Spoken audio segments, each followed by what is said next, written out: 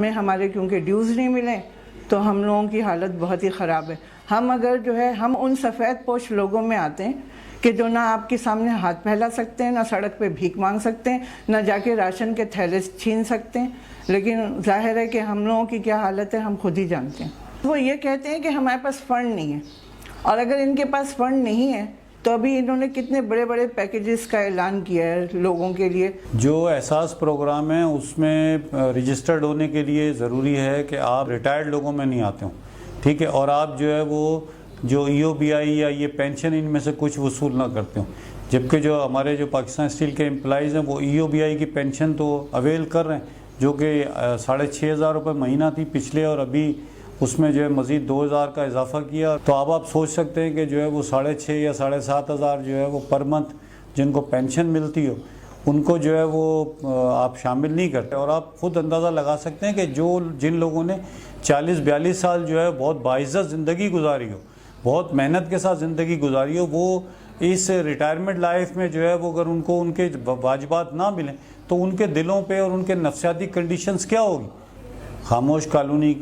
کے main road پہ وہ ایک صاحب وہ چھولے کا ٹھیلا لگاتے ہیں، ہمارے ریٹائرڈ امپلائیز، اور انہوں نے وہ اس ٹھیلے کے آگے یہ بینر لگایا ہوا ہے کہ میں پاکستان اسٹیل کا ریٹائرڈ امپلائیز ہوں اور وہ مجھے میرے ڈیوز نہیں دیے جا رہے.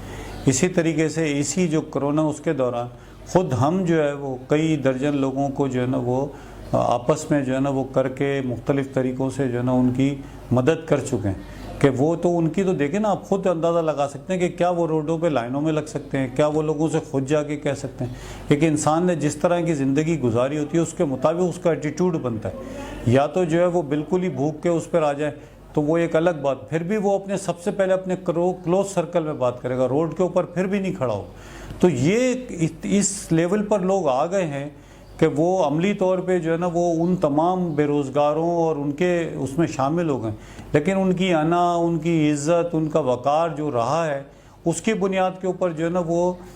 اس پہ نہیں آئے کہ وہ جائیں اور لائنوں میں کھڑے ہوں اور راشن لینے کے لیے وہ کر رہے ہوں. تو یقیناً اس کا احساس کرنا چاہیے حکومت کو کہ جب آپ باقی لوگوں کو کرتے ہیں کہ جن کی ڈگنیٹی ہے اس کو تو مینٹین رکھیں. ریاست کا اور پارٹیوں کا کام کیا ہوتا ہے کہ وہ ایک عام شہری کی بھی ڈگنیٹی کو وہ ممکن بنائے، نہ کہ وہ یہ سمجھ کے کہ ہم نے وہ دسترخوان لگا دیے یا آٹا بانٹ دیا تو اس سے اس کا مطلب